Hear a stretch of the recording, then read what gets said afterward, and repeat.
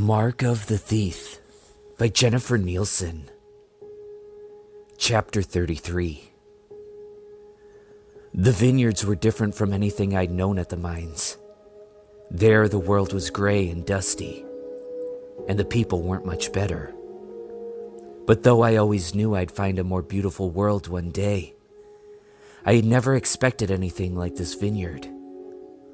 The rolling hills carried row after row of green vines.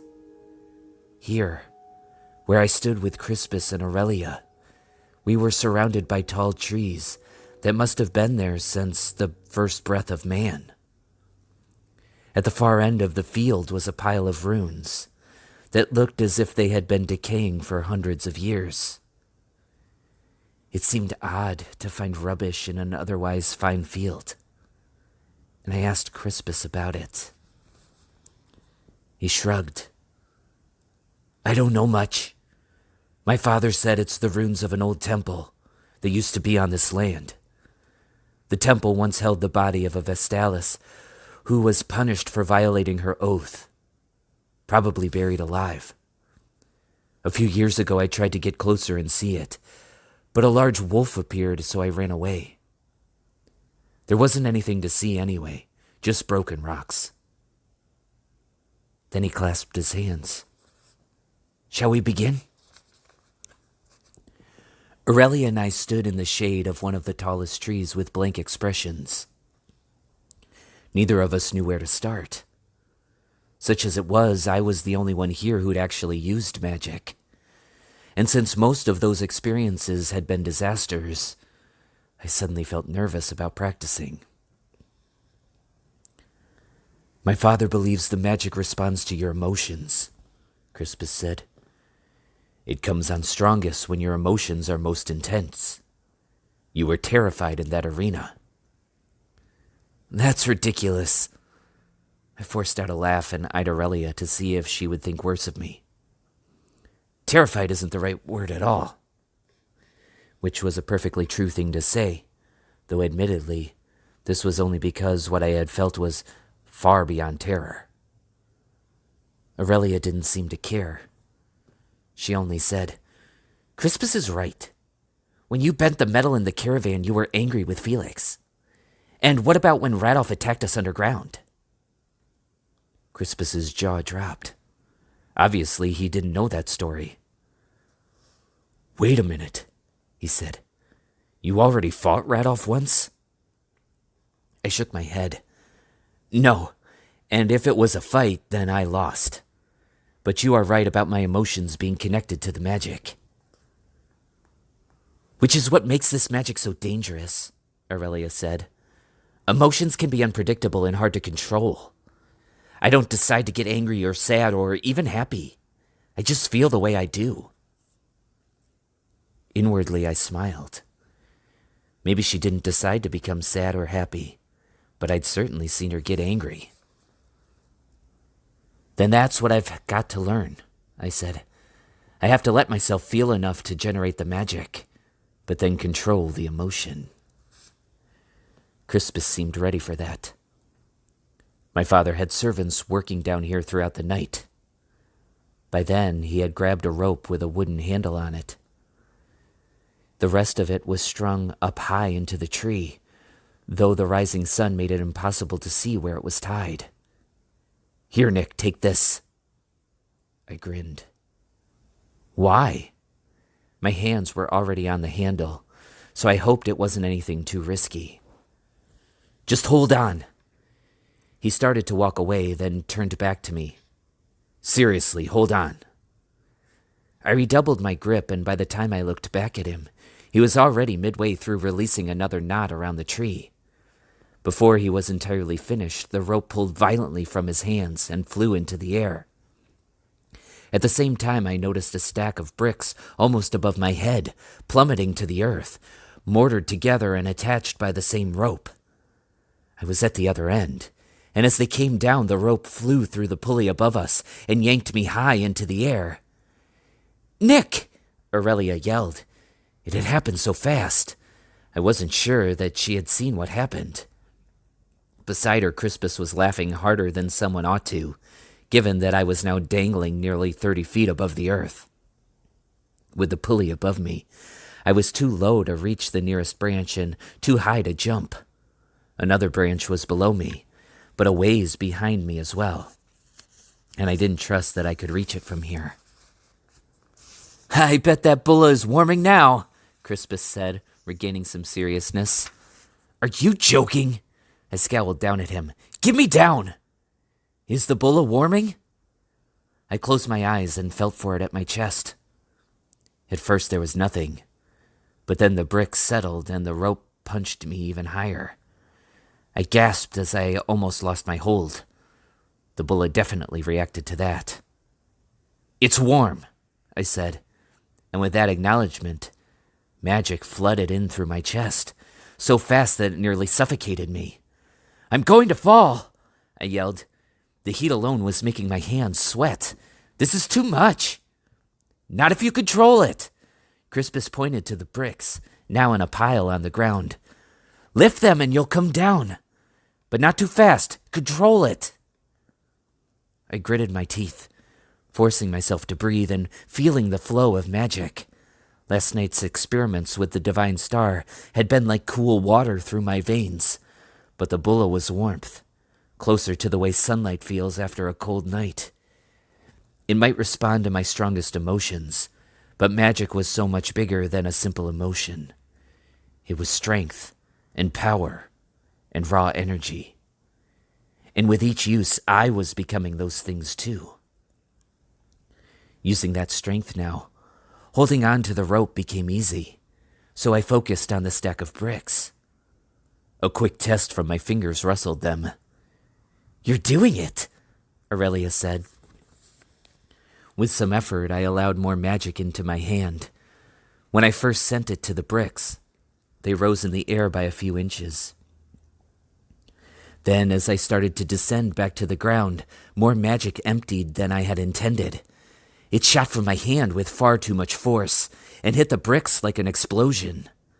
The bricks flew into the air and I worried they'd come back down on Crispus and Aurelia, so I used another nudge of magic to push them farther away. That sent the bricks spiraling around one of the branches, where they quickly became tangled in the thicket of leaves. I lost my grip on the rope and would have fallen except the force of pushing the bricks had also blown me backward. Suddenly I found myself clutching the tree branch that had been behind me. "This is a terrific plan that you came up with," I yelled to Crispus. "I'm having a great time." Now it was Aurelia who was laughing, so hard that tears were streaming down her cheeks. "You should have seen your face." "If it's so funny, then come up here and describe it to me." I swung my body to the top of the branch, but it was already groaning beneath my weight. Below me, Aurelia removed the bow from over her shoulder and knocked it with an arrow. "I can help you," she said. "I'll shoot the arrow into the tree. Tie your rope to it, and then you can slide down." It was a terrible plan, but better than what I had now, which was no plan at all. So I scooted aside to make room for her arrow. She shot it, but instead of hitting the tree, it arced to the right, heading straight for me. I ducked as it flew past me, grazing my hair. "I forgot how not helpful you can be." She glared at Crispus. "He shoved me." Crispus only shrugged. "You're up there to learn magic, not to be rescued by a girl." "You're right." Then I leaned down as far as I dared. "Aurelia, do that again." "Are you insane?" "No. A day ago I wouldn't have asked you to shoot me.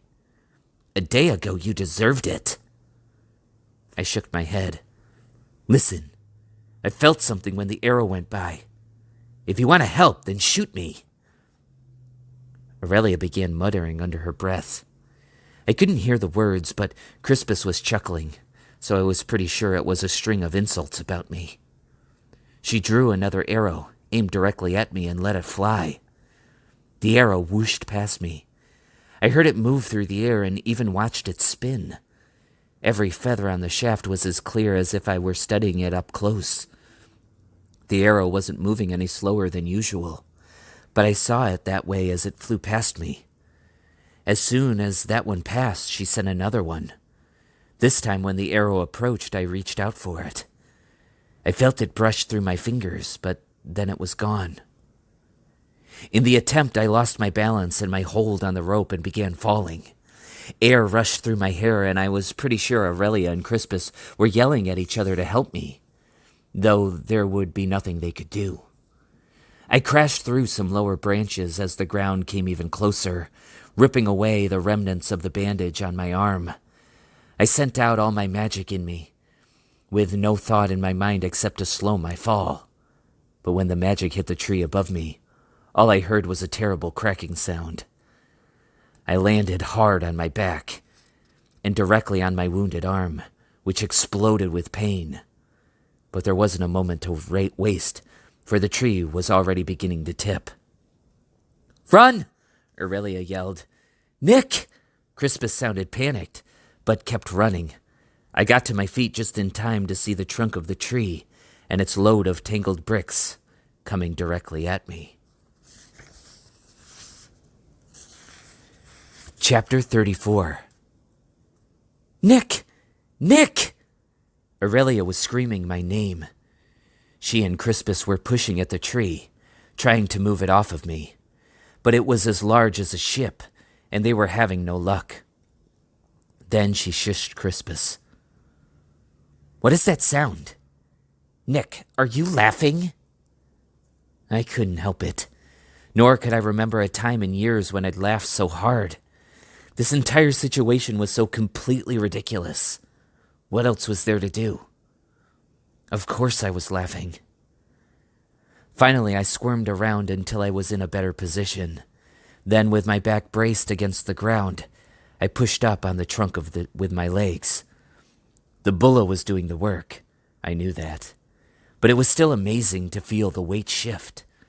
I rotated my hips to get the thickest branches off of me, and then pushed at them with my arms. Once he saw me, Crispus twisted his body between the smaller branches until he could offer a hand to help me.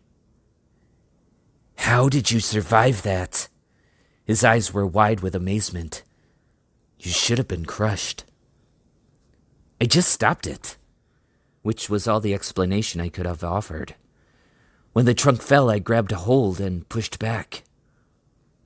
Crispus grinned. "It's exactly what we thought last night. You have the powers of the goddess Diana, her strength, her ability to communicate with animals. She can heal people."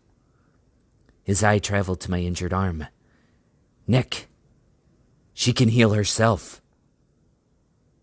By now the wound felt hotter than the bulla ever did, and I held out my arm to show him. "Does this look like I can heal myself?" "Maybe you haven't tried." Aurelia's eyes brightened. "I don't know how." "Then I'll have to treat it tonight. I'll be scrubbing that arm for hours and hours." Her grin turned wicked. "And hours." That was motivation enough. I closed my eyes and thought about the wound, the way it constantly burned and ached. For a moment, nothing happened, but I focused my thoughts even further and connected them to the warmth of the bulla. Once I did, the feeling of magic rushed through me, wrapping itself around the entire arm like a stiff wool blanket. "You're doing it," Aurelia whispered. I cheated enough to peek at the wound with one eye. A glow no brighter than the bulla's had surrounded the wound and was carrying the infectious heat away. But it wasn't only the bulla's magic. I felt the mark on my shoulder at work and knew Radolf could sense it too. He said nothing, but I felt he was pleased. That bothered me, and I had to break from those thoughts to keep focused on my arm. When I looked again, I saw the skin closing back together, leaving only a thin red scar. Beside me, both Crispus and Aurelia gasped. For my part, I couldn't believe what had happened. I shook my arm, expecting the wound to somehow reveal itself again. But not only was the limb as good as ever before, I was certain that it felt stronger. Aurelia grabbed my arm to examine it for herself. When she looked up at me again, her smile was wide. You didn't need emotion this time. You just did the magic. You have more power than you think, Crispus said proudly. That's why you'll defeat Radolf when the time comes. He knows the magic in the divine star much better than I do. But you have that same mark, Aurelia said. You can learn the same magic. Let's test it, Crispus said. Take off the bulla. We'll concentrate on only using that mark. I won't do that. Radolf's presence in my mind had vanished the moment my arm had healed, and I wasn't about to invite him back again. Radolf knows when I use the mark, but not when I use the bulla. I'll practice using the bulla, but I won't do anything with the divine star unless I have to. Aurelia and Crispus shrugged at each other. Then Crispus said, All right, but I don't want to risk being crushed by any more trees. Let's work on a smaller scale. So for the rest of the afternoon, we did. They had me try to start a fire, which after 2 hours of concentration only produced a whiff of smoke. I mentioned that it was better than me exploding something, and although Crispus agreed, I did wonder if he'd rather have seen the explosion. Aurelia suggested a different tactic, and had me try to move the fallen tree without touching it. I tried, pouring every ounce of strength I had into making it move the slightest inch, but nothing happened. Nor could I throw a rock when they asked me to, or even raise it into the air. It seems that we can either have total destruction or nothing. Crispus sounded as discouraged as I felt. Or rather, I was having trouble feeling much of anything at all. I was exhausted. Through slurred words, I said, Releasing the whole of my magic is like sending a boulder down a hill. But controlling it is like keeping the boulder from rolling. Much harder. We can't keep pushing him like this, Aurelia said. The magic makes him stronger, Crispus argued. Yes, but it also pulls strength from me, I said. You might not see me working, but I am. Then let's rest, Crispus said. We won't make progress otherwise. Rustling sounds startled all of us to attention.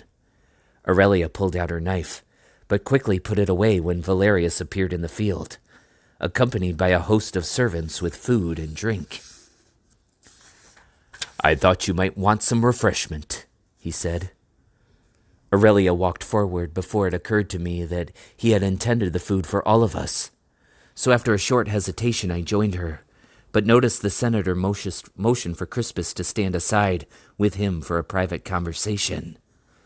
His servants offered us trays of hard-boiled eggs, figs, and some dried fish. I was eager to eat all of it, but my attention was distracted by Crispus and his father. The lines in Valerius's face seemed deeper than usual, and I didn't like the way Crispus was nodding. The conversation obviously involved me, and I hated being kept out of it. What do you suppose Crispus is saying? Aurelia whispered. That at best my magic is uncontrollable, and at worst it's completely useless. They're having doubts about me, and rightly so. Aurelia smiled grimly. I know you're trying. Trying isn't good enough, I said. Not for what's coming. That's what Crispus is telling his father. Valerius put a hand on Crispus's shoulder, told him one more thing, at which Crispus only shrugged. Then Valerius turned to me. Let's take a short walk. Crispus and Aurelia can rest here. I wanted to point out that if anyone deserved a rest, it was me. But maybe that wasn't fair. Crispus and Aurelia were doing their best to help me produce magic, and running from it whenever I succeeded. They had to be exhausted too. I walked with Valerius into the main part of the vineyard. The vines were thick with ripening grapes, creating a sweet perfume in the air that I loved to inhale and hold inside until I drew my next breath. Valerius obviously had more serious matters on his mind.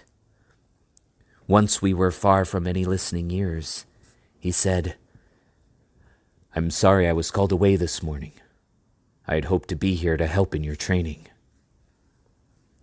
"I just need more time. It might take years for me to learn this." "Nonsense. Crispus tells me you healed yourself, that wound in your arm. I can see for myself that it's even better than I would have thought possible." "Healing the wound isn't the same as fighting with magic. When I try to fight, the bullet does nothing. And when I simply react out of fear or anger, then it does far more than I intend. Either way is dangerous." "Doing nothing is equally dangerous. Have you considered that? The Roman Empire is at stake. Either we get the key, or Horatio will hand it over to Radolf. We need your magic. Whether you have too much or not enough, you are the only chance the Empire has." If that speech was supposed to make me feel better, it failed in every possible way. Even if I was the only chance, that still didn't mean I had any chance at all. If today had proved anything, it's that I wasn't strong enough to stop Radolf, or save an empire. No, I was the person who, only hours earlier, had toppled a tree on himself. Valerius sighed. "The reason I was called away this morning was for a Senate meeting, and I'm sure you can guess at the conversation. Senator Horatio is very eager to find you. He's doubled the reward for anyone who brings you in, and made his intentions for you clear. My spies tell me Horatio wants to announce his loyalties in public, so that all of Rome hears it. We believe he'll do it at the games in 2 days." I caught a worried glance from Aurelia and turned away from her and asked, 2 days? No, I need more time." "We'll have to go to the games and stop him there. If you can defeat Radolf on the arena floor, Horatio won't have the chance to make his announcement." "Which would be a wonderful idea if I could control the magic." "You will learn to master it." The frown on Valerius's face deepened. "But remember, even if you don't succeed against Radolf, you must stop Horatio. At any price." I stepped back and shook my head. No, my freedom would not come at any price. Even saving Rome would not happen if it meant I had to blur the shades of right and wrong.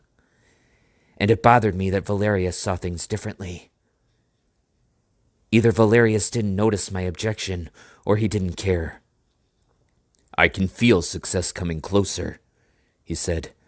"Nick, once you do this, you will stand at my side as a hero of Rome." "No, sir. Once I do this, I will find my sister and leave Rome. But to do what I must, I need the Griffin. I wouldn't have escaped last time without her, and I need her now again." Valerius lowered his eyes. "That's not possible." "I can talk to her. I'll convince her to come and help me. All I have to do is figure out where she is now." "We know where she is." Valerius hesitated a moment. Far too long. Before he continued. "She's taken over the baths near the Appian Way. Nobody will go in there because she's still dangerous, but they say it doesn't matter anyway because of the wound in her wing. She can't fly, and she can't hunt. Your Griffin is dying."